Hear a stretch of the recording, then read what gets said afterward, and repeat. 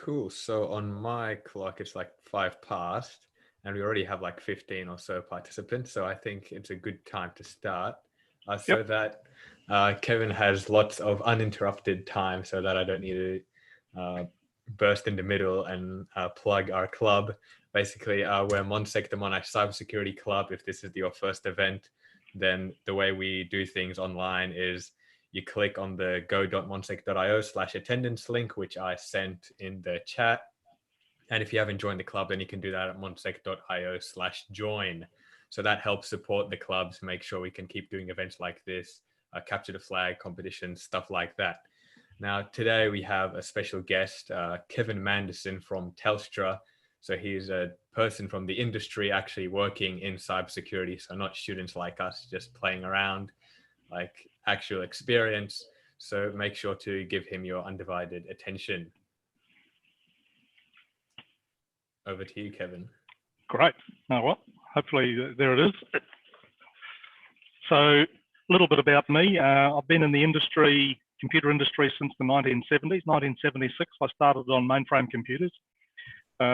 Moved through from there and industrial systems in the early 80s. So I've really been in the industrial side for most of that time.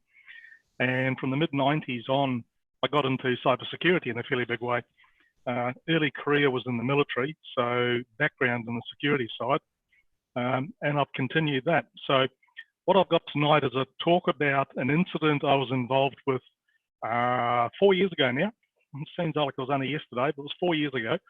But what I'll do is I'll give you a story on the incident and how it played out, and I'll also then do a comparison with modern tools and techniques.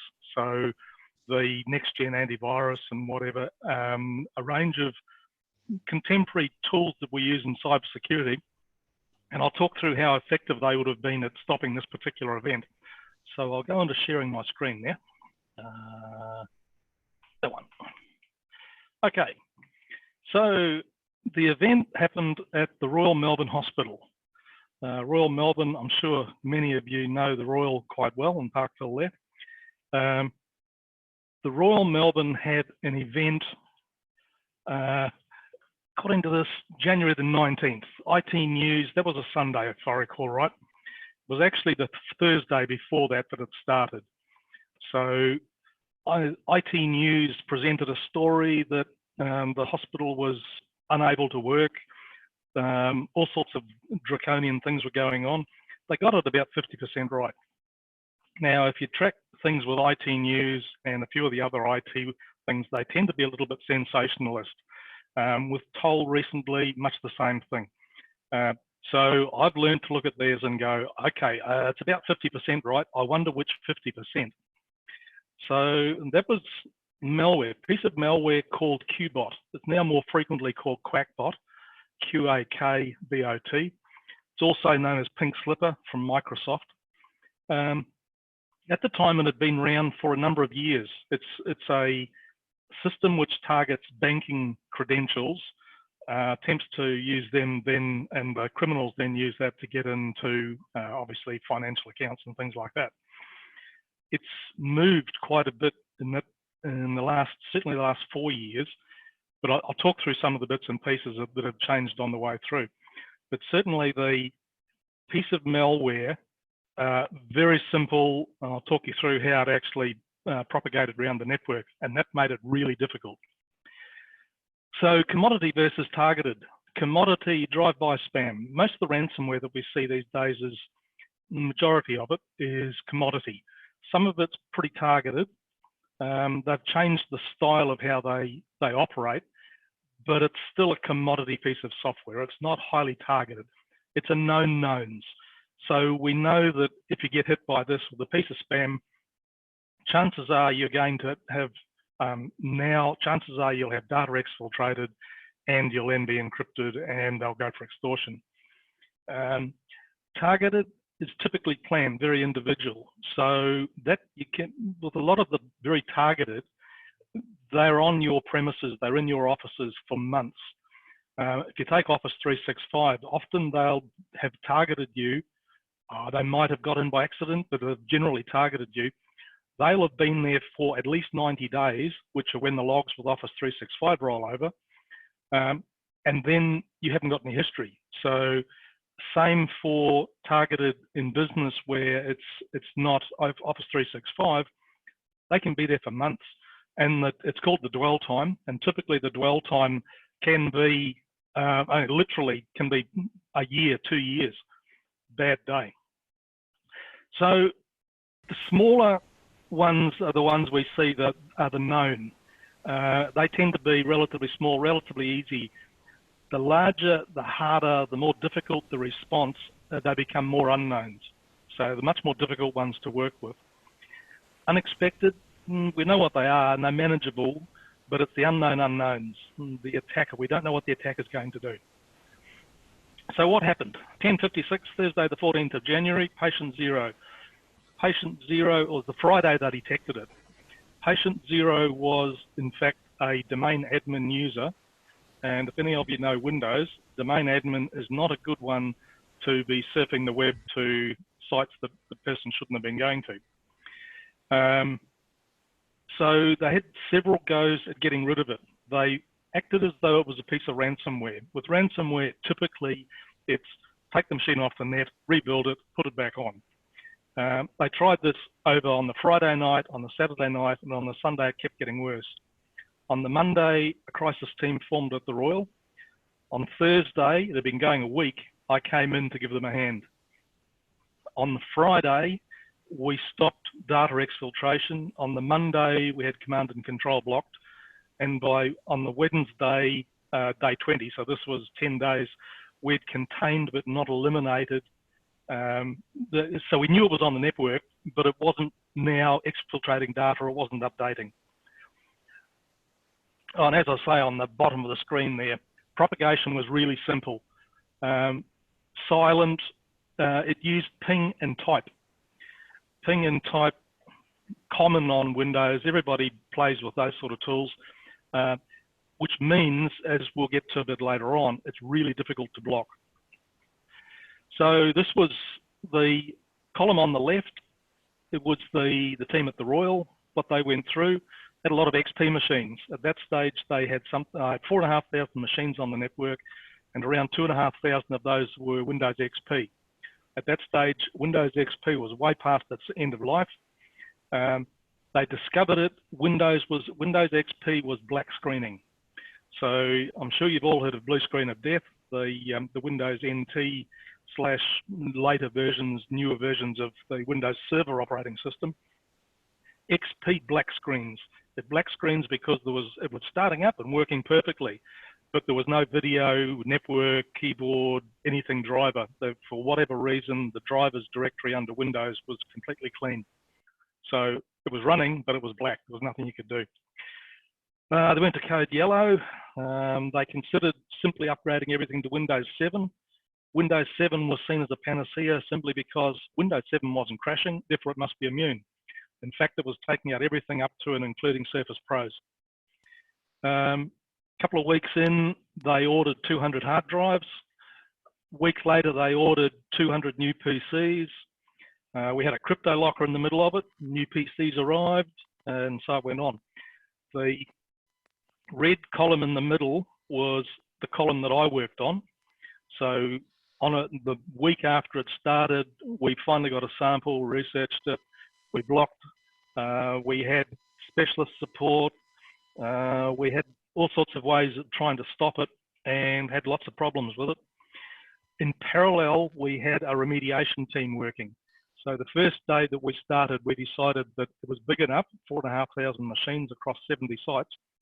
It was going to be easier to have a parallel recovery team working at the same time. The columns on the right-hand side were a separate project to rebuild.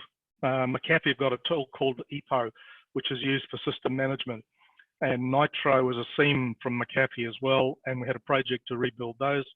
And on the very right-hand side were some vendor things that went on, attempting to block it with some smarts, and I'll talk to you later about how that didn't work either.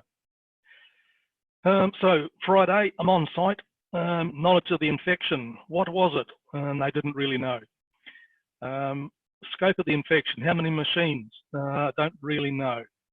The extent, the applications, what was happening? Didn't really know. Containment. So there's three things that happen during a big incident. You contain it, you remediate, and then you recover. The difference is containing it means it becomes a known bound. It's probably still working in your environment, but it's no longer doing what it is that you're containing, and I'll talk to that one. Remediation means we've got rid of it everywhere, but not everything's back, and recovery is, in this case, new hard drives, new PCs, and everything recovering back to roughly where they were. Team was limited, they had no logging in the network, the legacy environment, Windows XP, there was old equipment everywhere. Half the machines were dead. On the really good plus side of it, the management team and the meetings were absolutely amazing. Had crisis team meetings for a couple of weeks. We had staff meetings that went on, absolutely amazing. But their planning around what would happen during an incident, their telemetry and their knowledge of the situation was really poor, and it hampered them very early on. It made it really difficult for them to understand what was happening. So your typical incident: detect, contain, eradicate, recover. The detection was a day after it started, Windows XP machines were crashing.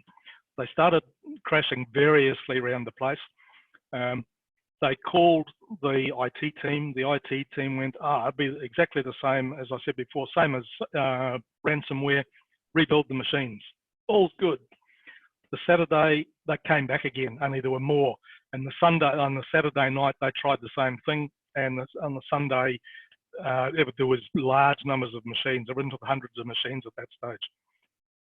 So the detection was pretty easy. There were black screening, they couldn't work.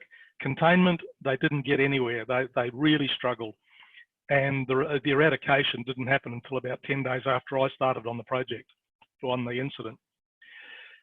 As I said, we had a separate team to recover. That separate team touched every PC, 4,500 PC, sorry, it wasn't 70, it was 30 locations. The options we had for the recovery was, do we keep Windows XP? And for some machines we had to. Do we rebuild, like do we just keep the existing one, get it going again? Can we rebuild with XP? Can we rebuild Windows 7? Do we put a new PC in? So a year later, in fact, they're still sitting at about 50 PCs that are still running XP. So in 4 years, they still haven't eliminated all the XP. So the first stage, the Friday, on site, how do we, so medical data potentially was going off site. We certainly know, I saw the log files and could see username, passwords. The product, I'll call it a product. From a criminal's perspective, it is a product. For us, it's malware, it's a bad day. For them, that's their job. They're building that, they're making it do things. And in the period of time over the 2 weeks that we worked with it, it evolved quite a bit. And it ended up, on the first day, we stopped it sending data out. But about a week or 10 days after we started, we saw them change and start to be able to exfiltrate everything they could see on screen. So I got on site, installed a little baby, little netpad, little baby notebook, and that became the sole tool that we used for monitoring what was happening. If the FTP exfiltration, we quickly understood it. I had an excellent reverse engineer in Sydney, and he pulled it apart. There were 4 FTP servers. They were all in the States. We were pulling the files down off that. We could see several gigabytes of data on these servers, and it was, do we delete it? No, that'll signal to them they know what's going on. After a while, we actually resolved that that couple of gigabytes of data we were watching, they were sweeping it about every hour. So that was a couple of gigabytes an hour of new data from all around the world. We blocked on 4 domain names that we discovered relating to it, which were to do with poison DNSs. Analysed the material being exfiltrated, and we could see username passwords. I saw username passwords for banks, for salary sacrifice, for all sorts of things. Predominantly banking. There are a whole bunch of banks named in the config file for it, and all of the data from them was, they were FTP for everything, but as soon as they saw a named bank, they would go into HTTPS to get the data out. So day one, we stopped the data bleed. We still hadn't finished everything. So the exfiltrated data, what are some of the interesting things there? We found personal credentials was deleted every minute, so it was really high volume. They were scraping it, we were scraping and got a bit of it, but the big thing was we stopped it. So day one, we stopped them getting new data. It was still updating, and we didn't know if it could change direction in what it was doing. So the second stage was to halt command and control interaction. So this was just over a week. We pulled all the configuration out, we broke the protocol down, we could understand how it was doing it. It had what's called a domain generation algorithm, a DGA. And basically what that did was every 10 days, it would generate a new list of domains that it could potentially go to. It would try to get to one. If it couldn't get to it, it'd go to the next one and the next one. So the IT team started blocking domains. But when we started to understand the process behind the protocol, it was an unlimited number of DGAs. So it was nearly impossible. We found that they actually went out to 27 domains in a month, in a 10-day period that they would register. And they would typically register them immediately within minutes to hours before they needed them. And we exploited that a little bit further on. They had interesting ways of avoiding sandboxes. They had IP rotation. I'll show you a bit of that in a minute. So the risk at this stage was pretty much eliminated. So they weren't getting data off us, and they weren't getting updates. So they could no longer actually cause damage to us, but it was still propagating around the network. So that was the final thing we had to do, was stop the propagation. That caused us a lot of grief and a lot of problems. We tried EPO. With EPO, it's a tool from McAfee for sysadmin, and you can do things. You can block executables, the execution of them. You can block directories. You can copy things. You can find things. It's all pretty good. And McAfee admitted it. The version we had a bug. So although we tried to block executables, that actually failed. We tried startup folders blocking. What it would do is it would use ping to find an adjacent machine, or machines plural, and then it would use type a copy of itself to the next machine and drop it into the startup folder for all of the users it could see. Remember, it was running as domain admin, which is highest privilege, so it could copy to any user on that machine. So the consequence was the propagation was really simple. We had some scripts running which would delete it, and it was, I sort of liken it to Pac-Man. The scripts going around, updating, copying across the net. We're busy deleting as fast as we can, and it's copying around, just overwriting and carrying on. So the sort of things we found was we'd stop execution from links on desktop, but they actually use links on desktop to make it easy for the pathology users to get to PDF, get to reports. So we had to turn that off. We had historic group structures, which meant that even if we'd got EPO working, there was no guarantee. We probably had a 60% coverage across the enterprise for knowing what users were there and everything. It made it really difficult. So we progressively eliminated propagation. When I got there, 50% of the machines were dead and black screened. We had the delete script was running on about 3 or 4 virtual machines. So it was just continually going around the network, deleting the malware files, and it was as fast as it was being deleted, it was getting it back. Was interesting. The smarts in the piece of malware, about 10% of the machines were propagate mode.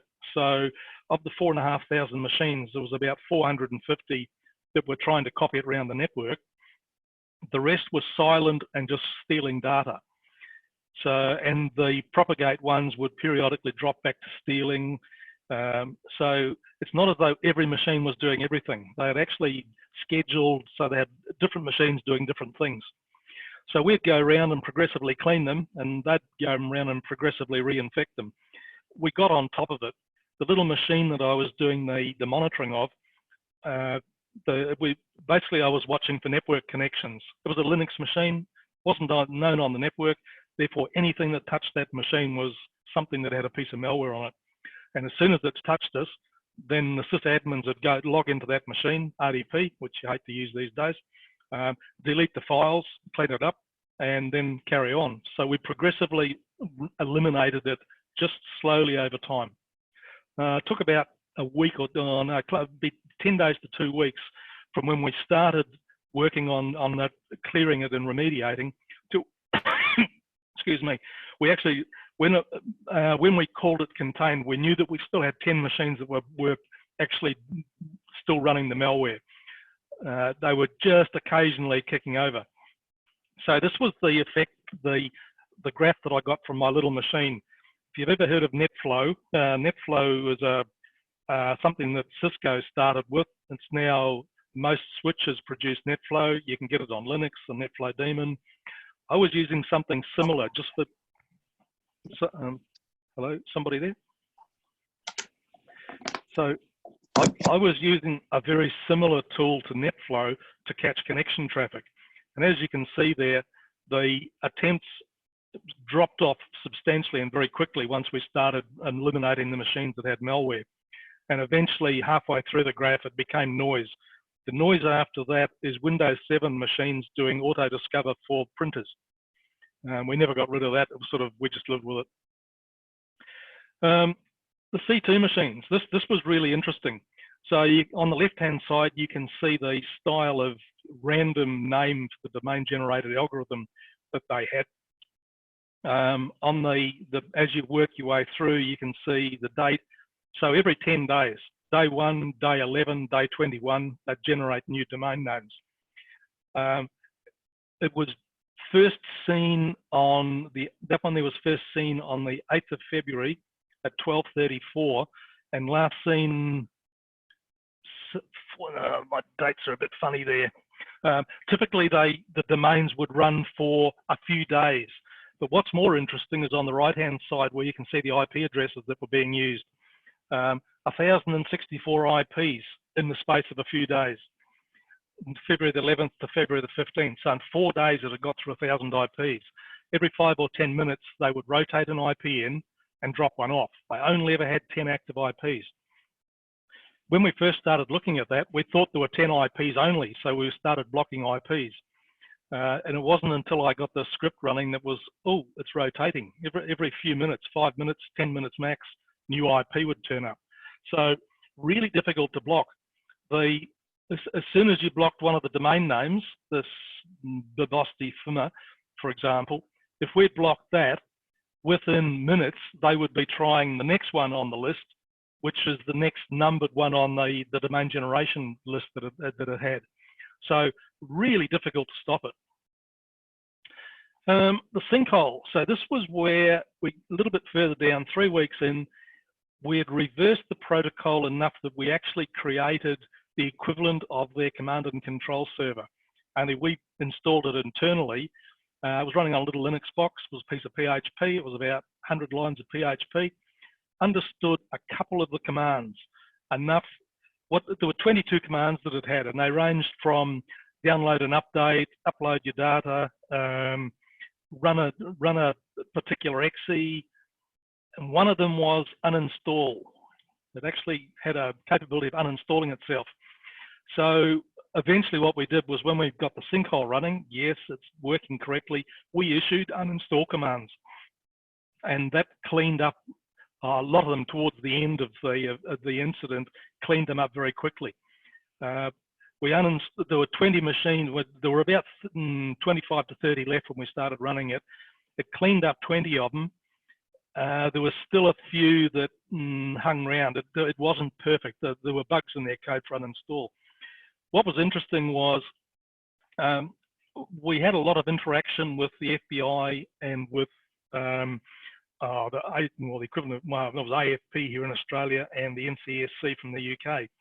So we had phone hookups overnight, sort of, this is where we're at, this is what we're seeing, this is the code for this particular sinkhole, so they could set it up and run it. We were busy watching the data, and FBI meeting comes up one night, and Sergey, the guy that was working with me, said, in the last few hours, we've seen some data from a police department in the States, and we're seeing screens with FBI data on it. Up until now, at that point, they've been going, no, we're not interested, still your guys' incident, we don't want to know about it. It was instant, thank you, don't touch that FTP server again, that's now ours. So yeah, we handed it over to the FBI. It was quite interesting. So we've now cleaned it up. We've got a few machines still running, but so we're now at a point of, we've got a little bit of quiet time. Let's see what else is happening on the network. So we analysed and found 12 other bits of malware beaconing out. We cleaned them up. That was a good deed. So a hospital has a lot of visiting doctors, and they've got offices where you can't necessarily easily get to their machines because they take their laptop with them and they come back in, or there's a researcher. Monash have got researchers that work with them in the hospital as well. So a lot of those take their laptop with them, move around hospitals, and some of those had other pieces of malware. We found Zeus. We found, I forget what they all were now, but there was 12 other pieces of malware, and we probably missed some invariably. 4,500 machines is pretty difficult to miss them. So the thing I want to emphasize there is when you get one big incident, you can guarantee that there's more on the way. We had a ransomware, we actually had 2 ransomware events during the incident. We had 12 other pieces of malware that we cleaned up. So if you're on a big incident, you can guarantee that you'll get other incidents and working. Does it interrupt you? Yeah, a little bit, but it's how you manage it. So let's look at what we've got in our kit bag these days on what we could do. Now, typically from a cybersecurity perspective, I do recommendation. I'll come in and do an assessment for a customer, and I'll give them recommendations on what they can do to improve the security of their you call it an estate or their environment or their network, call it what you like. Highly privileged accounts, typically you go, well, use privileged access management, limit the number of privileged accounts, don't allow surfing or email on those accounts. Yeah, really tight controls. Now the Royal had 84 users who had domain admin privileges. If you got even a large network, more than 3, 4 is probably too many. They eliminated a lot of them, but it's just so easy. An admin likes to have domain admin because it's much easier for them to do the job, but it makes it a hell of a lot more risky on the network. Systems and applications updated, patching. Patching is really cool. So they had XP. Couldn't get away from XP because of a lot of the legacy things. So an example where you have difficulty getting away from XP is where you have serial devices.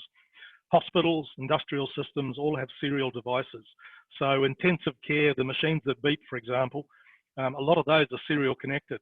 You can get network connected ones, but a lot of the older ones were serial connect. Yeah, and you can only get serial connect to work on Windows 10 now through a USB device. And a lot of the old legacy software directly addresses the serial port. They don't. The concept of a drive is somewhat different in the really old software. So it just simply won't work. Hence, they've still got XP machines there. Know the network.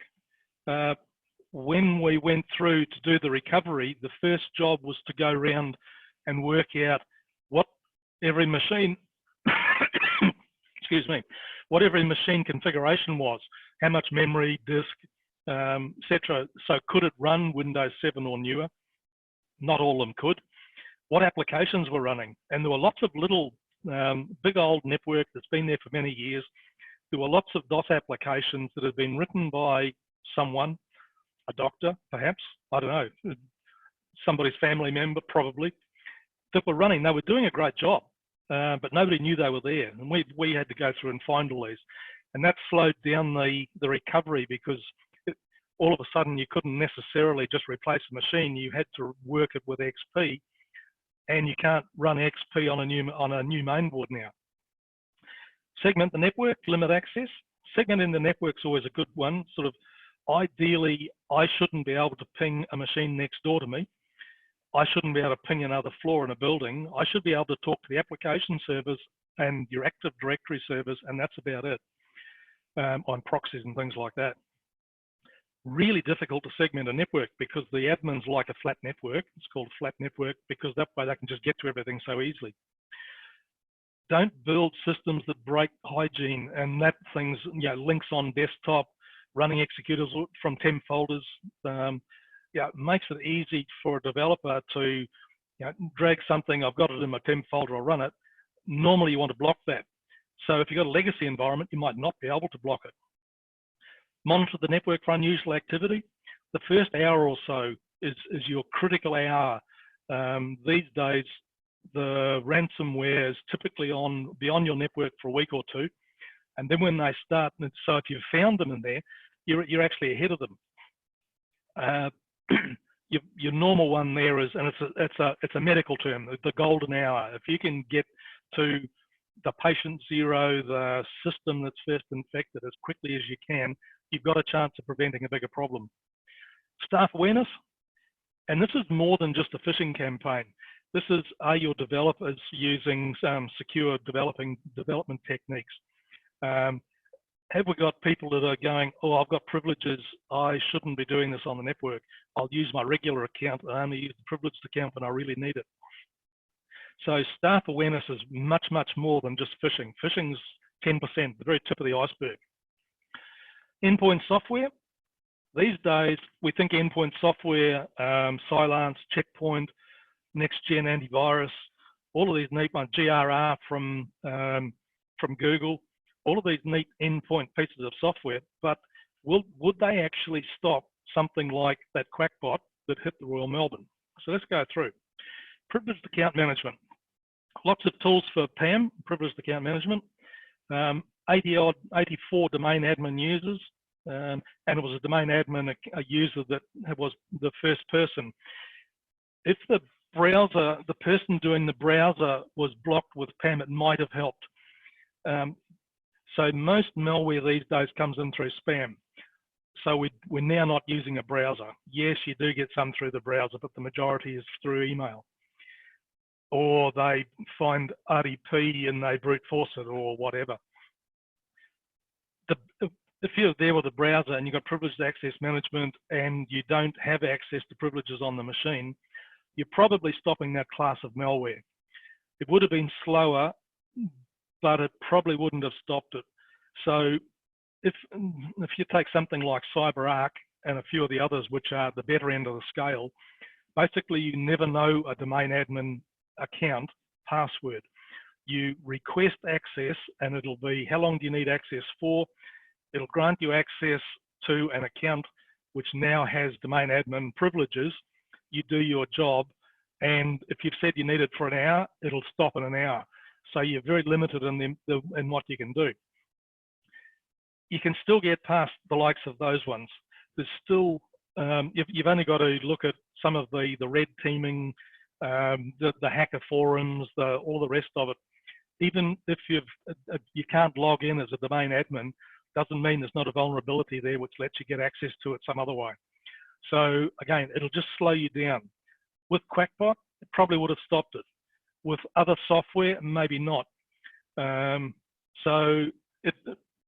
again, it was propagating based on the privileges of the user that it had got in there with. Ping followed by type. Anybody can find another machine with ping, and I can copy stuff across the network to my own folder. So it would still propagate even with a non-privileged user. It would have lessened the impact. It probably would have been much, much longer before probably never would have got to all 4,500 machines. It might have been in the hundreds of machines. Interestingly, the machines that were most performance hit were they were still using RDP servers. So an RDP server for remote users coming in has a lot of accounts on it. It was those machines were timing out slow because there were so many instances of Quackbot running on it. Every time a user logged in, it would run it again. So it really hammered those machines. So elevated privileges, they really are, it's changing the time. It's not changing the ability, it's really extending the time. Systems updated. So it impacted everything up to Windows 10. Surface Pros, so tablet Surface Pros. Use ping and type. Having everything updated would have had no effect at all. So the verdict would not have prevented infection or propagation. Again, all machines have got ping, all machines have got type. Still, yeah, no effect on that one. Know the network. So we lost days doing an inventory, what was around, understanding the legacy software. We had options of rebuild XP, upgrade to Windows 7 or 8.1, replace the disk drive and put XP on it, or upgrade, or put a new machine in there. But the issue there was, even if the network, if they'd known everything that was on it, it would have saved the recovery time by probably 2 weeks. The recovery on that job was between 3 and 4 months. So every machine had to be touched, and it takes time to get around 30 sites all around Melbourne to touch every machine individually, or everyone was lovingly, carefully touched. It just takes so much time. They would have saved a couple of weeks. That was probably about it. Segment the network. So most networks, as I said, are fully flat. They had a small lab, which was, they had a sleep lab, and part of the intensive care unit were behind a small firewall. The guy who, we did some work with the guy who had put the firewall in, and it was really, it's a good idea, I'll put it in. It actually saved those two small environments from being infected. So if you were well segmented, you would have kept the infection to a single segment. That's probably one of the best ones that they could have done. So size of segments, because of the way they used the network and the way that, particularly something like pathology, which is wound through the entire organization, it would be really difficult to segment it meaningfully. But they could have segmented it so that it couldn't get to all of the servers. Things like database servers shouldn't be accessible by a person. You should be coming through an application server. So little things they could have done to make it a bit easier. It probably would have reduced the scope if they'd had good segmentation on the network, but it's really difficult to segment a network. Everybody says, oh, I've got VLANs. Yeah, can you ping from one machine to the next?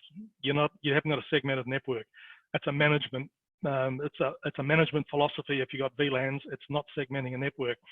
You have to make this. The only way you could make that work is have the VLANs where they terminate on a router, so that they wouldn't actually route to the next VLAN, and it's not that easy to do. So it would have limited a good segmentation on the network would have limited the scope, but again, wouldn't have stopped it. Hygiene links. So they used the links variously. They had links from temp, from startup, and from desktop to make it easier for staff to access PDFs and reports and things. So we couldn't turn that off. We couldn't disable accessing links from the desktop because it was a feature that they'd become so used to. So from a business as usual, trying to stop something that had been built into it because it was an easy way to do it. Again, this comes back to staff awareness. Have developers so that they can't do that. You know, they should have a thin client app or something else, which means that can directly get the data through an application server rather than use a link on a desktop. So it wouldn't have stopped propagation, would have made control the effect we had, our containment, a little bit easier. Monitoring the network. When we got there was no logging or monitoring. We were flying blind. So good logging would have detected a change in activity on the network, but it's called rate of bang. So bang is the event that caused it. 10:56 on the Thursday was the bang event, and everything after that is you are now in react mode. So we would have seen it and we could have reacted more quickly, but it wouldn't stop it. An advanced SOC, so an advanced SOC typically means that they're detecting human behaviors which are atypical.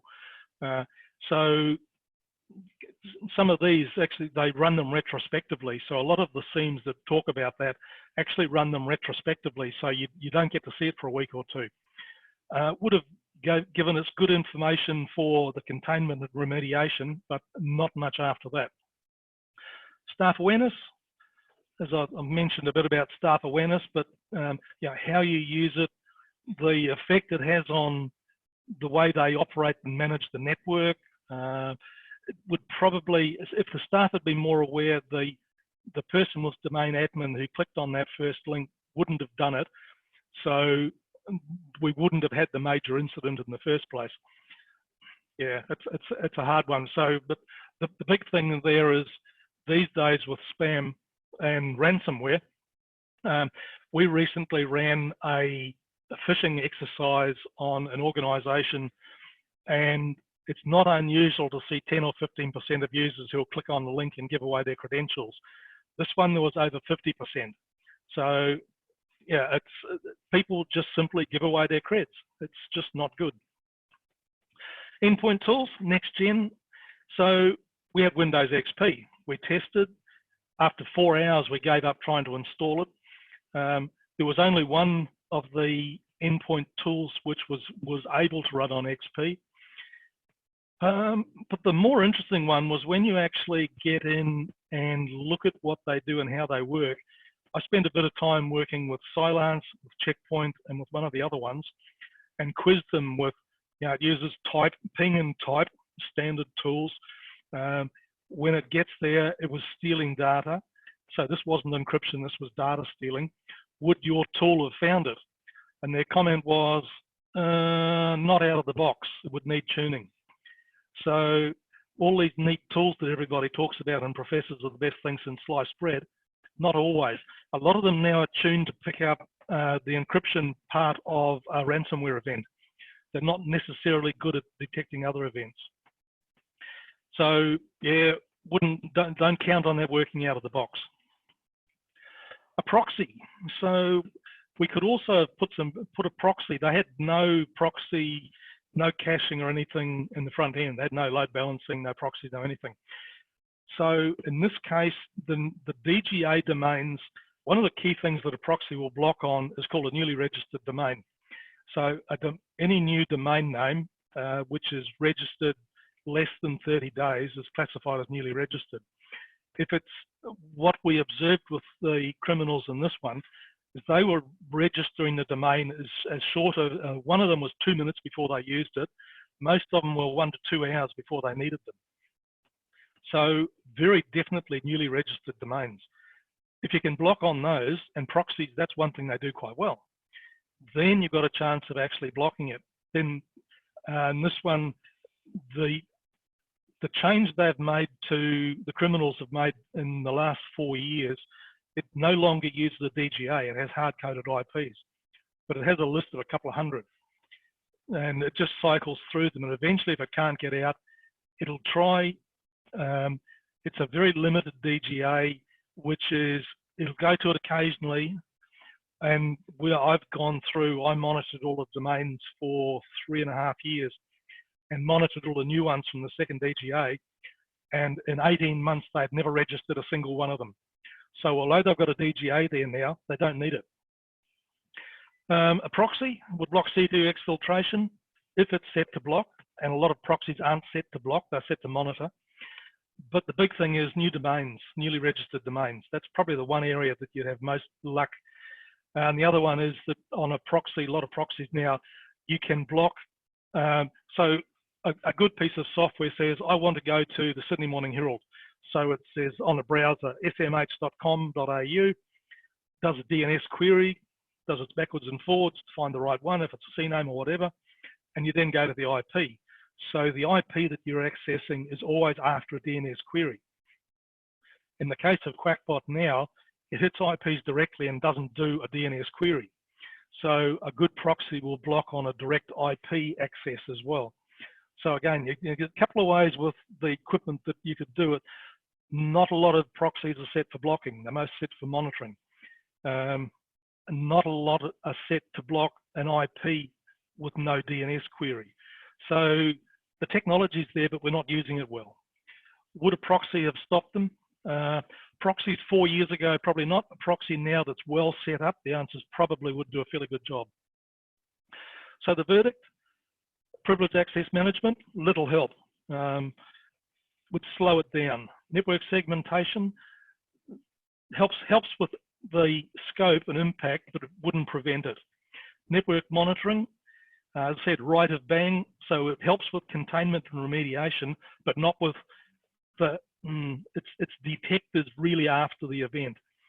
So unless you're actually detecting it on the machine that has the hit, then, and again, you're now too late, it's already happened. Endpoint tools need tuning, can't guarantee it. Staff awareness helps prevent, it helps with hygiene. It really should be doing better on that one.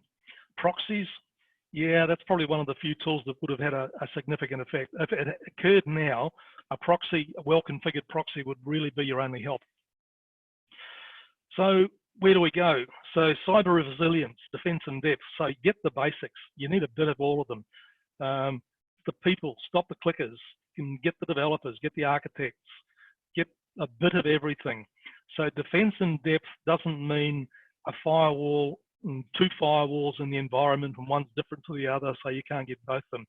It's teaching people to do the right thing. It's having controls on the endpoints. It's having good process management so that the system's picking up, oh, there's a new user's been added, but there's no change control requesting a user. Where did it come from? Delete it. So a lot of the SOAR tools, which are the orchestration tools, if they're well tuned, they'll pick up on that sort of thing, which is they're linked into the request system for the HR system for the new user. Haven't seen it. I've just had a change to a user. Why did that happen? Block it. If it was a genuine new user, then you can come back and you can redo it and get it right. Understand your assets and the vulnerability of them. A lot of people look at the vulnerability system, CVS, CVSS, and the various components of that, and say, "Ah, look, it's a critical, it's 9 or above, or whatever number they choose, and they only patch those." Patch everything, even the smallest one that you don't patch and you forget about. In 3 years' time, the criminals will chain that with 3 others that are equally low, and they'll get domain admin again. Technology, orchestration, next-gen AV, monitoring, blocking. Again, so there's no silver bullet, but if you do a bit of everything, then you're getting yourself ahead of the game. This is where your depth comes in. You've got across all the security domains, you've got something covered. So how to prevent it in the COVID era. So what could we do? Identity and access management. Again, if we know the equipment and know how people are accessing it. With COVID, access management is difficult now because everybody's outside the boundary. We're all working from home. So access controls become, multi-factor becomes much more critical. Threat and vulnerability management, again, all of these, so the 10 domains that I've got here are the range of security domains that we really want a little bit of everything to make ourselves, to be able to prevent it. So a bit of knowledge of identity and access, a little bit in the threat and vulnerability. Those 2 are your most critical ones. Situational awareness, so logging and monitoring. Workforce management, staff awareness. Incident response, have you got a good plan in place? And so it goes down. So some of the other ones that you don't see people talk about much, supply chain management, having your procurement language such that, okay, in the case of the Royal, they had a lot of XP machines. So they periodically go out and buy new equipment. So if they had language in their procurement which said, our preferences for, and industrial systems particularly, where you can't change admin passwords and things like that. Procurement language says, we require our systems to be able to link to Active Directory so that we can control and change the passwords. So you're progressively changing it with supply chain management. So it's not blocking the vendor coming in, it's actually being smart and using that as an upgrade mechanism. And that's pretty much it for me. So I'll stop sharing the screen. Stop share, there we go. So back, any questions? Anybody got any questions on the events of I was actually on site for a month with that one. We had it all pretty much cleaned up in about 3 weeks, but I was there for a month and was in and out with them for another 6 weeks, I guess. They had one small reoccurrence, so that was mid-January through to early March. I was there. They had one reoccurrence in early May, which was about a dozen machines, and that was cleaned up pretty quickly. So yeah, expect a reoccurrence. So you remember, 4,500 machines. A lot of people are away on holidays. Bring the laptop back in, away it went, and that was exactly what happened. There was people who had been away, come back in May. They'd been on long service leave or whatever, and away it went again. So questions, over to you.